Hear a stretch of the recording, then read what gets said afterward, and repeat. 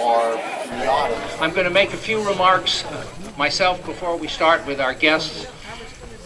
I've known Pat for, I guess, 30 years, some 30 years, and we've gone through a lot of trials and tribulations in town and issues, and sometimes we agree and sometimes we don't agree.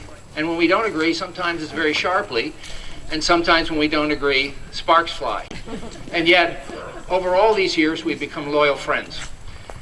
And that is a characteristic of Pat, that she doesn't hold grudges. And in fact, she's willing to bend over backwards to move forward with what she believes is in the public interest. Other parts of Pat, beyond her fierceness in pursuing what she believes is right, you may not be as familiar with as I am. She is a kind and warm-hearted person. The most noble commendation you can make about a person in my world is to say they are trustworthy. And that says more about their character in that one word, trustworthiness, than anything else you need to know. And Pat is one of the most trustworthy persons I've ever known. Pat's interest in education is not only her professional career, but her love of seeing our children educated. And so we're going to have a performance by Mr. Martinez's troupe of performers, and I'm turning this area over to him.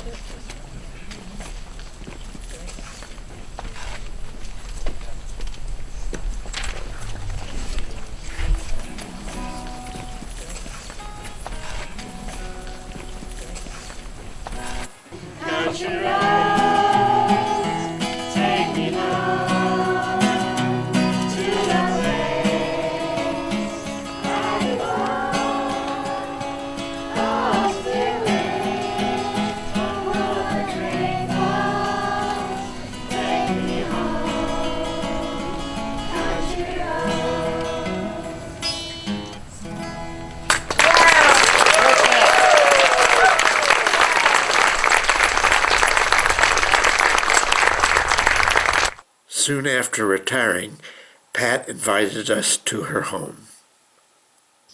Good.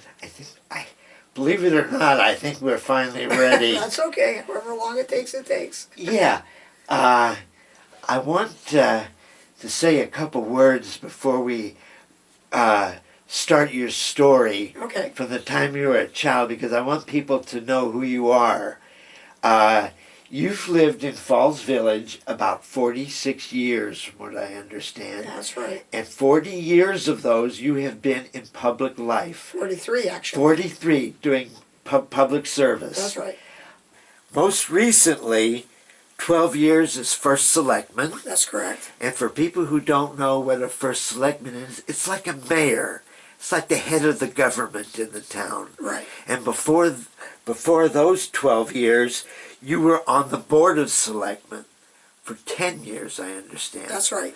So, when you were running for the Board of Selectmen in 1995, I saw where you had pledged to look into procuring grants for Falls Village, which you did amazingly well once you got elected. The figure is $2 million in grants from the state. Actually, it's a little bit over that. A little bit over that. If you count everything, it's about 2.3 million, actually. That's amazing. Yeah. For a little town, that's a lot of money. It is. A lot of KO, as they say. And that started with the daycare center? That was when we got our first, it was a small town economic program grant. And we became aware of it. Louis was First Selectman at the time. And we actually submitted 2 grants. One for the daycare center, to renovate the daycare center. The other one to do a pool, because our pool on Page Road, which was, used to be just a spring-fed swimming hole. And over the years they had put fiberglass on the bottom of it.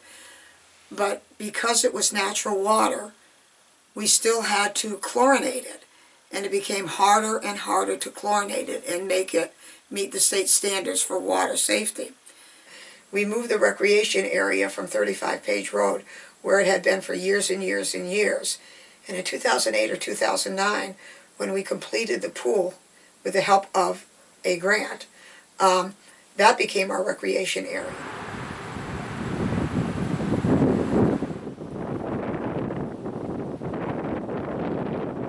And then we came next with the steep grants for the daycare center on 35 Page Road. And then that was a addition. We added 2 sections to the middle of the building. One for a before and after school program, and the other one a room for the infant toddlers.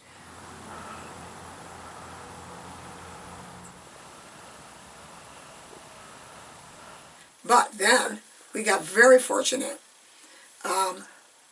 Nothing is done in a vacuum in a small town, as you probably realize. It's a lot of collaboration and cooperation. So the next number of grants that we got, groups of people got together and wrote the grants. Like for the senior center? Well, that one, came later? The senior center one came earlier. The senior center one was a different kind of grant. It wasn't a steep grant, but it was a grant from the state of Connecticut. And Pete Lawson wrote the grant for that. And there was a committee put together that oversaw that grant and renovated the second floor, which is where the senior center had always been.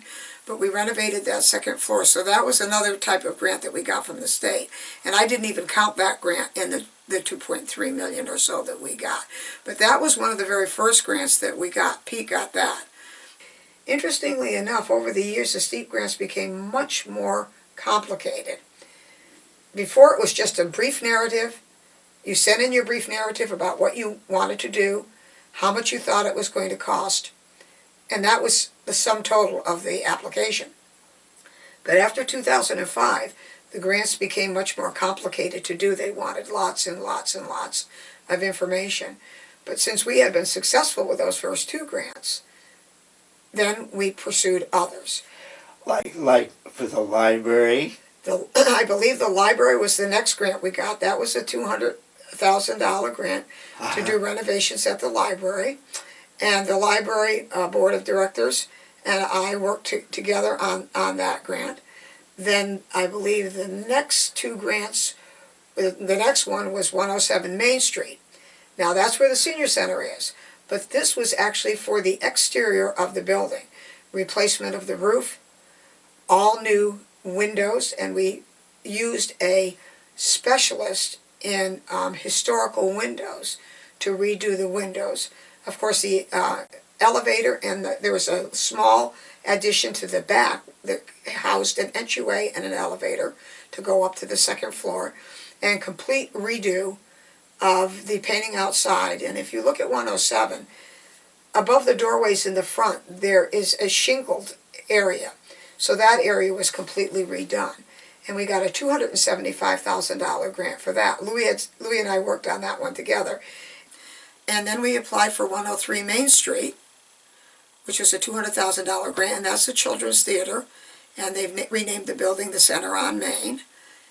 And somewhere during that time, we also got a $250,000 grant to do all the work for the area at 188 Route 7 South, which was clearing the land, putting the septic system in there for the Emergency Services Center, and doing all that preliminary work. That was the first grant. Then we got a second grant of $200,000 that we used to do everything that was related to the new building.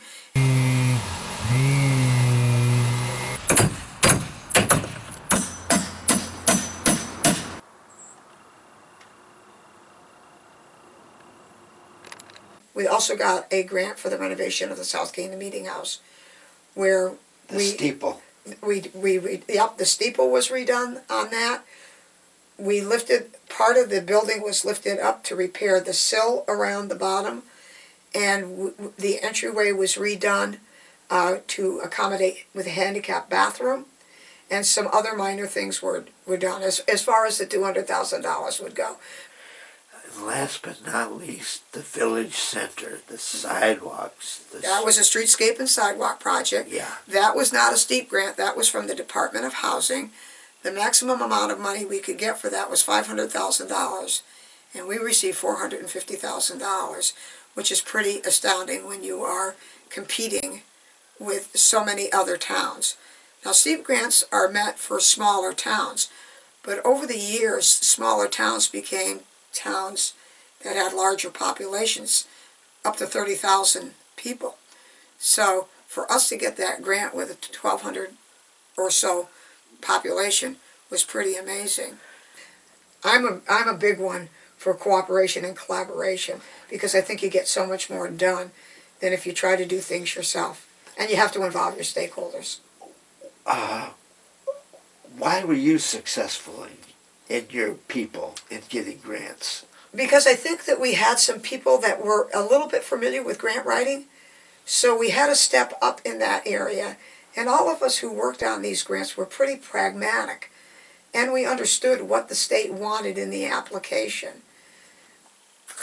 Your father was in town government up in Canaan. North Canaan. North Canaan. Right. Was that an inspiration to you to Yes, get involved? For sure. My father did very public things. He served on the Board of Finance for many, many years and was chairman of the Board of Finance for many years. He served as a member of the Board of Selectmen for a time. His longest service, though, was to the Board of Education in North Canaan. And he was very vested in education. My mother was a school teacher. Back in those days, though, when you got married, you didn't work anymore. So from the time that I was born until the time that I think I was a senior in high school and my brother was a sophomore or junior, my mom was a stay-at-home mom. But then she went back to the teaching world. And you followed in her footsteps. Actually, I did, more than people might realize. She was the first graduating class of Westfield State College up in Westfield, Massachusetts, to get a Bachelor of Science degree. And that is also where I went to school and got my Bachelor of Science degree in education and my Master's of Science degree in education with a concentration in special education. So yes, I followed in her footsteps, that's true. You followed in her footsteps, and you, from what I understand, for 37 years, you taught 5th grade, English, social studies, and language arts. I did at Kent Center School, but I also, I was one of those folks in the school that had a certification that allowed me to go almost any place in the school, anywhere but kindergarten. So I taught the majority of my time in 5th and 6th grade in the areas that you mentioned, but I also taught for 5 years in 7th and 8th grade doing language arts, reading, and math, including algebra. I did 7 years in 4th grade, and I did a couple of years doing part-time in 3rd grade, and then doing what was called the Pella program, which was Potential Extraordinary Learning Ability. And that was a program for the gifted and talented kids in our school. And I did that program for a couple of years until the Board of Education in Kent could decide whether that was a program worth keeping, and they could hire somebody full-time for that instead of me splitting my time between 5th and 6th grade and that program. So I had a very rich teaching career, and I enjoyed every minute of it. I really did. I was very involved in teaching. I love teaching. I love working with kids. I taught social studies primarily in the 5th grade, which is in the curriculum is American history, and I just loved teaching. I love teaching American history.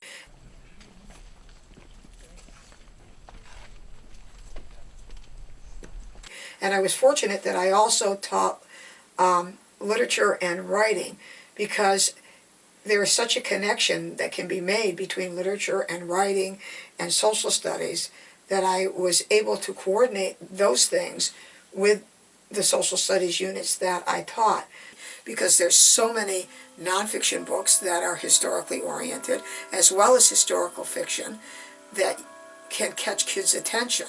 So in my literature classes, my kids had to read a certain number of books per quarter, and they were allowed, of course, to have some of those books be related to the social studies unit that we might have been studying at the time. in addition to my teaching duties, I did a lot of coaching at Kent Center School. I coached the girls softball team, and I coached the girls basketball team at different times, and soccer too, at different times during my time at Kent Center School. I refereed the basketball down there for them when it was time for other people to, take the coaching duties. I was the liaison between our faculty association and the Board of Education. I was, out of the 37 years that I taught at Kent Center School, over 25 of those years I was a faculty association president. And we had a really great working relationship with the Kent Board of Education. I would go to meetings and report to them often. I just had I had a wonderful career, and public service just meshed with that so well. The other thing that I did with kids is the daycare. All revolved around kids.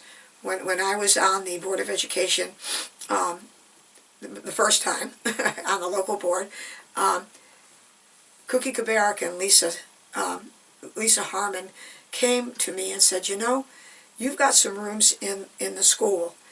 We have home daycares, but we think that the town should have a daycare center.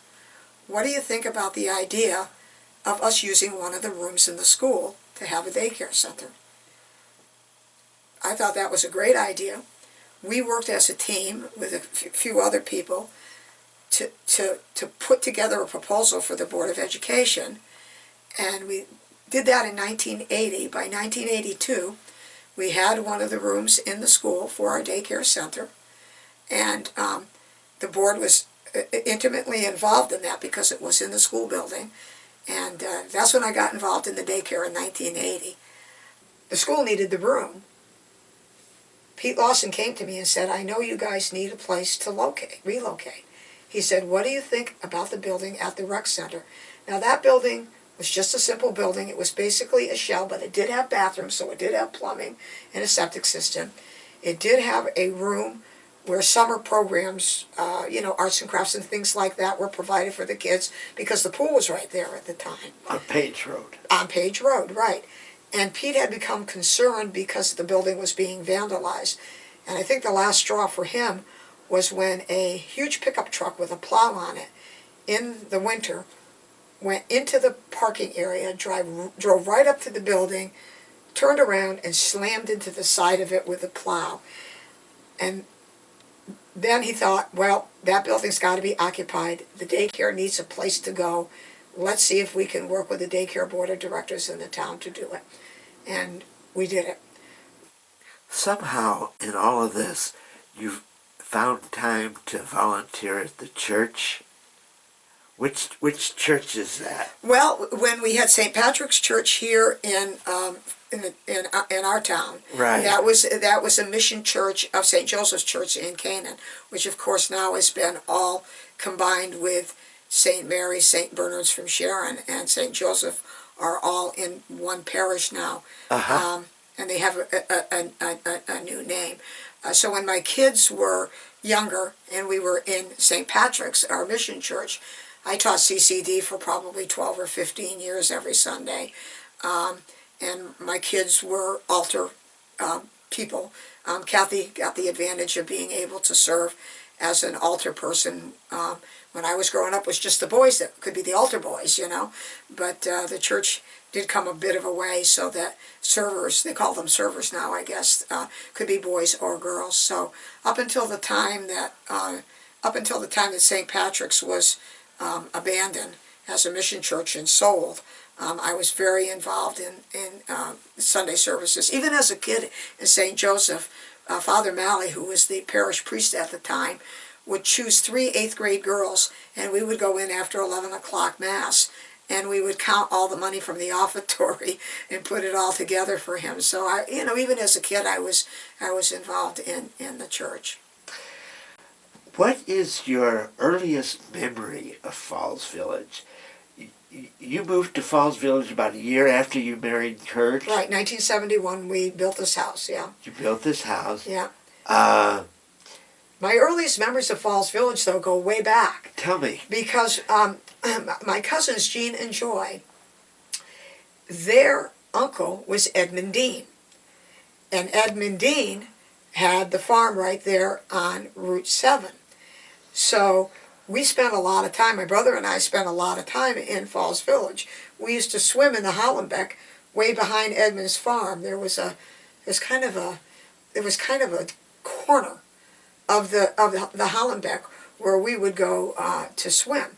So Falls Village has always been on my radar because my cousin's uncle lived here and we spent a lot of time with my cousins. So Falls Village and the Allen family, my maiden name Allen, you know, go a long way back to Falls Village because my aunt's brother lived here, and you know, we came down and played here quite a little bit.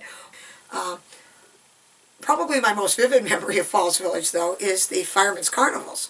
My dad was a member of the Canaan Volunteer Fire Department, or Volunteer Fire Company, and we used to come down here for the carnival when the carnivals was still a big thing. I think it was in 1956. You know, my dad bought raffle tickets, and the first prize was a color TV. And my dad put my name on one of the tickets, and I won. They get done with school, so 26, I, 26, 24. It's a good place to bring up kids. It is. And all of my kids, I think, will tell you that they had a wonderful experience growing up here. You have 3 kids. I have 3 kids, yeah. Kathy, Ethan, and Jason. That's correct. Jason is a real homebody, and he never left. Well, he was in the Navy for 3 years, but he returned here, and he works for, the only job he's ever had is for Edward R. Hamilton, and he's risen through the ranks at Edward R. Hamilton, and he lives 2 doors down from us. Oh, for heaven's sake. Yeah. And our daughter Kathy currently lives in my mom and dad's house in North Canaan with my nephew and his fiance. And the one that's got the traveling bug is our younger son Ethan. And he loved growing up in Falls Village, but he's much more of a city guy. He lived in New York City for a few years. Then he moved out to Los Angeles for 10 years, and about 5 or 6 years ago, he moved to London.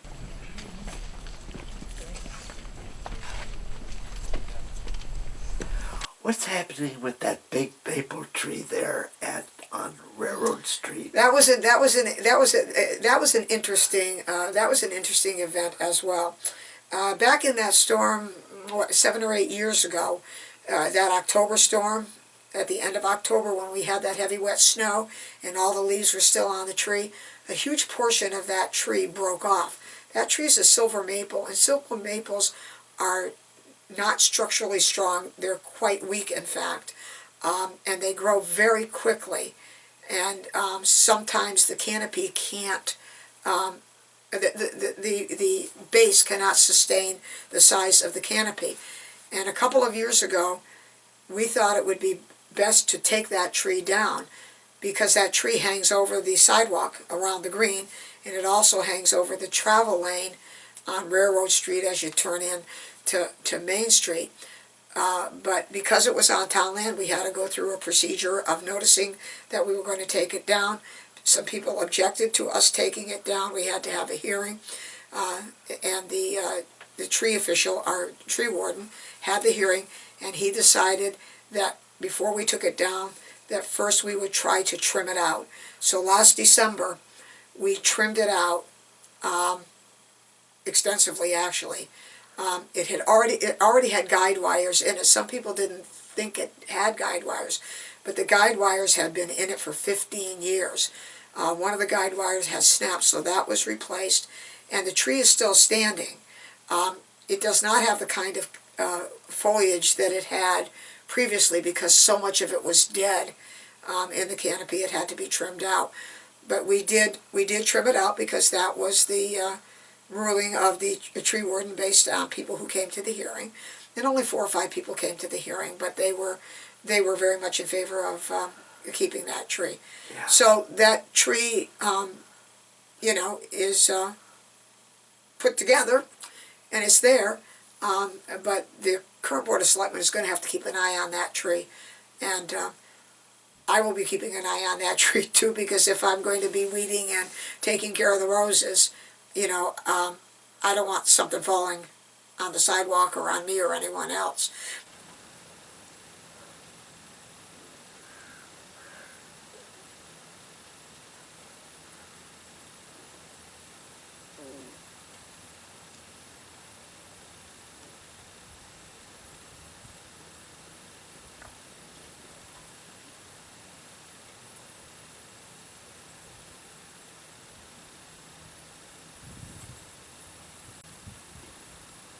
Of all your 43 years in public service in Falls Village, what are you most proud of? What are you happiest with?